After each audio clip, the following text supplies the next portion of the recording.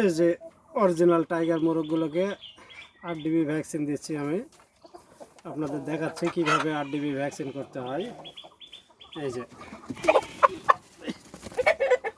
শক্ত করে ধরতে হবে, তারপরে রানের মাংসে 1 কেজি করে ভ্যাকসিন দিতে হবে। এই যে আপনাদের দেখাচ্ছি, এই যে 1 কেজি করে রানের মাংসে ইউজ করতে হবে। এটা আরডিবি ভ্যাকসিন। 2 মাস অন্তর অন্তর এই ভ্যাকসিনটা করতে হয়।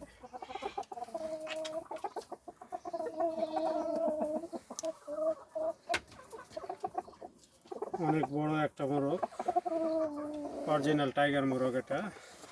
এই যে মাশাআল্লাহ, এই যে